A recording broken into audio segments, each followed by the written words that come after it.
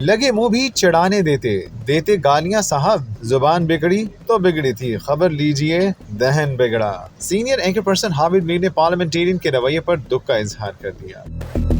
اپنے کالم مستی اور بدمستی میں حامد میر نے لکھا کہ پچھلے کچھ عرصے میں سیاست نہیں رہی بلکہ خاندانی دشمنی بن گئی ہے۔ بہت سے صحافی بھی صحافی نہ رہے بلکہ سیاسی جماعتوں کے خدمتگار بن گئے۔ سیاست اور صحافت کے اس زوال کی اصل وجہ جمہوری اداروں کی کمزوری ہے۔ جو بھی حکومت میں آتا ہے آزادی صحافت کا دشمن کیوں بن جاتا ہے؟ ہمارے سیاستدان جن طاقتوں کے کندھوں پر سوار ہو کر حکومت حاصل کرتے ہیں، طاقتوں کی فرمائشیں پوری کرتے رہتے ہیں۔ یہ فرمائشی پروگرام انہیں عوام میں غیر مقبول بنا دیتا ہے تو وہ مزید مجبور ہو کر غیر سیاسی طاقتوں کے ہاتھوں میں کھلونا بن جاتے ہیں۔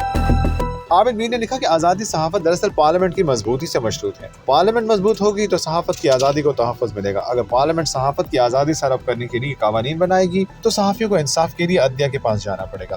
آج کل کچھ ججوں کو حکمران مسلم لیگ نون کے سائبر جتھے تحریک انصاف کا حامی قرار دیتے ہیں، لیکن جب تحریک انصاف حکومت میں تھی تو وہ ان ججوں کو مسلم لیگ نون کا ٹاؤٹ قرار دیتی تھی۔ ستم ظریفی تو یہ ہے کہ موجودہ دور میں کچھ ایسے لوگوں کو صدارتی ایوارڈ دلوائے گئے جنہوں نے اعلیٰ عدلیہ کے کئی معزز جج صاحبان کے خلاف سوشل میڈیا پر گالم گلوچ کی اور ان پر جھوٹے الزامات لگائے۔ آپ ثناء اللہ مسیح خیل کے انداز گفتگو اور انداز سیاست پر تنقید کر سکتے ہیں۔ موصوف 2002 میں مسلم لیگ کاف کے MNA تھے، 2008 میں مسلم لیگ نون کے MPA تھے اور 2024 میں تحریک انصاف کے MNA ہیں، لیکن سیاسی جماعتوں کی بدمست قیادت کے بارے میں کیا خیال ہے، جو وقت بدلنے پر گرگٹ کی طرح رنگ بدلتی ہیں، اور رنگ بدلنے کی اس عادت نے جمہوری اداروں کو کمزور کر دیا ہے۔